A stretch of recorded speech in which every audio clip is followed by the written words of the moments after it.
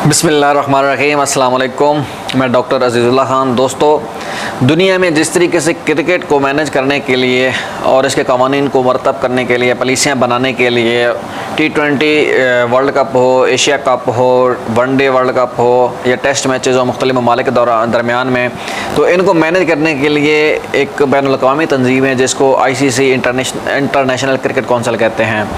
इसी तरीके से सेहत के मुतल्लिक भी कानून बनाने के लिए, पॉलिसियाँ मरतब करने के लिए, एहतियाती तदाबीर इख्तियार करने के लिए, दुनिया में कहीं कोई वबा फूट पड़े या फिर नई बीमारी सामने आ जाए तो उसके ऊपर रिसर्च करने के लिए एक बैनुल अक़वामी तंजीम है जो कि सेहत आमा से मुतल्लिक काम करती है। इसको वर्ल्ड हेल्थ ऑर्गेनाइजेशन कहते हैं, WHO, जो कि लोगों की सेहत से मुतल्लिक काम करती है।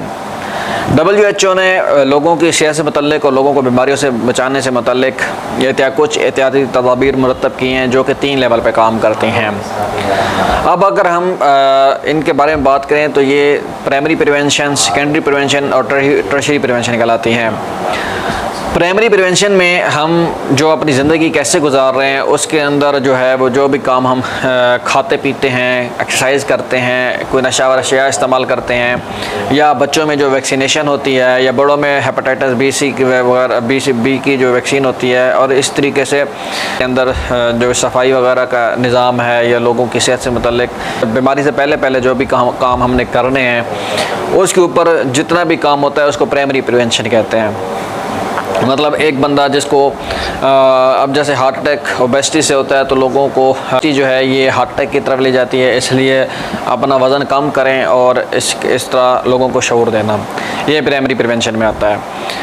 सेकेंडरी प्रिवेंशन के अंदर जब भी इंसान के अंदर कोई बीमारी की अलामात सामने ज़ाहिर होती हैं तो उसके ऊपर जो भी स्क्रीनिंग होती है, लेबॉर्ट्री टेस्ट होते हैं, इसको सेकेंडरी प्रिवेंशन कहते हैं। जैसे कि औरतों के अंदर छाती में गिल्टी का बन जाना, तो इसके लिए मेमोग्राफी कराई जाती है ताकि तशख़ीस की जा सके कि ये बेनाइन है या मलिग्नेंट है, मतलब ये कैंसर बन चुका है या अभी ये अपनी छोटी सी ये कोई गिल्टी है जो कि इतनी ज़्यादा नुकसानदेह नहीं है।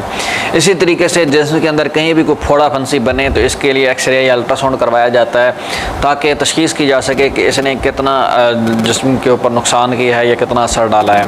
इसी तरीके से अगर एक पेशेंट है जिसका वज़न कम हो रहा है और वो लेकिन खा भी बहुत ज़्यादा रहा है, उसको चोटा पेशाब बहुत ज़्यादा आ रहा है, तो उसके लिए फिर हम एहतियाती तदाबीर करते हैं कि वो फ़ौरन हम उसका शुगर का टेस्ट करवा लेते हैं। इसी तरीके से अगर आपका सर दर्द हो रहा है तो उसके लिए हम ब्लड प्रेशर चेक करा लेते हैं ताकि हमें पता चले कि इसको हाइपरटेंशन का मसला तो नहीं है। ये सारी चीज़ें सेकेंडरी प्रिवेंशन में आती हैं। अब और तीसरा लेवल है टर्शियरी प्रिवेंशन। टर्शियरी प्रिवेंशन में उम्मन ये होता है कि बीमारी जो होती है ये काफ़ी हद तक बढ़ चुकी होती है, इससे सिर्फ हमें ये करना होता है कि इस बीमारी की शिद्दत को कम करना होता है। बाज़ औक़ात ये भी चांस होते हैं कि मरीज़ ने बचना नहीं होता, लेकिन उसके अंदर बीमारी की शिद्दत को कम करके उसकी जो तकलीफ़ है उसको कम किया जाता है। जैसे कि कैंसर के मरीज़ होते हैं, लास्ट स्टेज पे पड़े होते हैं, तो इसमें हम कीमोथेरेपी, रेडियोथेरेपी करते हैं ताकि उनका जो साइज़ है, जो कि उसके ट्यूमर का साइज़ है, जो कि उसका नासूर का साइज़ है, वो कम किया जा सके। इसी तरीके से कुछ लोग अपाहिज हो जाते हैं तो उनकी रिहेबिलिटेशन की जाती है, उनको मसनूई अज़ा लगाए जाते हैं और या फिर उनकी रिहेबिलिटेशन की जाती है फिजियोथेरेपी करके, ताकि उनकी जो डिसेबिलिटी है कि वो उनका जो उज़्व हैं वो सही तरीके से हरकत नहीं कर रहा है, तो वो इसके ऊपर काम करके उनको बेहतरी की तरफ लाया जाता है। ये सारे प्रिवेंटिव मेजर इसलिए अपनाए जाते हैं ताकि लोगों की सेहत को बेहतर किया जा सके। अब हम अगर इसके ऊपर गौर करें कि पाकिस्तान के अंदर इसके ऊपर कितना काम हो रहा है, तो इसकी बड़ी अफसोस की बात यह है कि पाकिस्तान के अंदर सिर्फ लेट सेकेंडरी या फिर टर्शियरी प्रिवेंशन के ऊपर काम हो रहा है। प्राइमरी और अर्ली सेकेंडरी प्रिवेंशन के ऊपर हमारी आवाम को भी कोई शऊर ज़्यादा नहीं है और गवर्नमेंट लेवल पे भी बहुत हाई लेवल पे कोई काम नहीं हो रहा।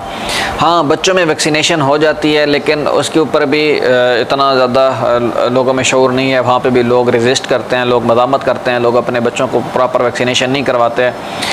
अब अगर हम पाकिस्तान के मादी के जो पिछले 10 साल में नज़र दौड़ाएं तो आपको याद होगा कि पोलियो के ऊपर एक नेगेटिव प्रोपेगेंडा किया गया था कि जनाब पोलियो के कतरे पीने से बच्चे जो है या तो ना मर्द हो जाते हैं और औरतें बाँझ हो जाती हैं, तो इसलिए पोलियो के कतरे नहीं पिलाने चाहिए।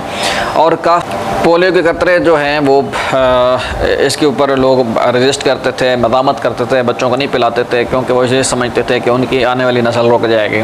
हालांकि ये सिर्फ एक प्रोपेगेंडा था। था, नेगेटिव बात थी, ये गलत बात थी, ये ऐसा कुछ भी नहीं था। इसी तरीके से फैमिली प्लानिंग के ऊपर एक प्रोपेगेंडा किया जाता रहा कि जनाब ये काफरों का एक जो है वो अंग्रेज़ों का एक प्रोपेगेंडा है कि हमारे मुसलमानों की नस्ल कुशी करना चाहते हैं। हालांकि ऐसा कुछ भी नहीं है। अगर आप देखें तो दुनिया में 1.5 अरब से ज़्यादा मुसलमान हैं और जो आपके दुनिया को कंट्रोल कर रहे हैं यहूदी अंग्रेज़, वो सिर्फ 60 से 70 लाख हैं। और आप देख लें कि सारी की सारी टेक्नोलॉजी उनके पास है और मुसलमान 1.5 अरब होने के बावजूद भी उनके पास कोई टेक्नोलॉजी नहीं है, उनके पास तालीम की कमी है। और हम इस वक्त, आप पूरी दुनिया में देख लें, मुसलमान इस वक्त पिस रहे हैं।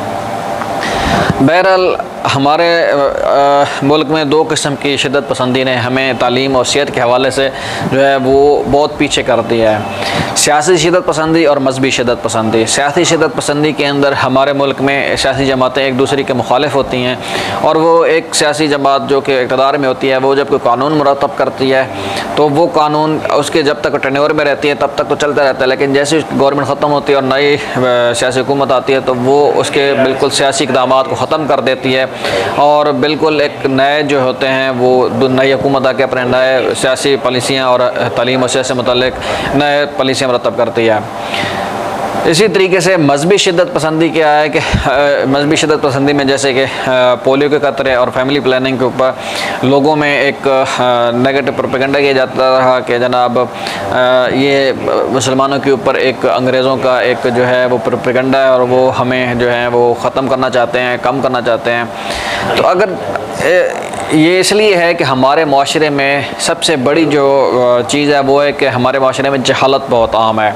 हम बहुत जल्दी दूसरे की बातों पर यकीन कर लेते हैं और हम जो हमारे लिए अच्छी चीज़ें होती हैं हम उनको अडॉप्ट नहीं करते और फिर जब तक हम अडॉप्ट करते हैं तो तब तक बड़ी एक देर हो चुकी होती है।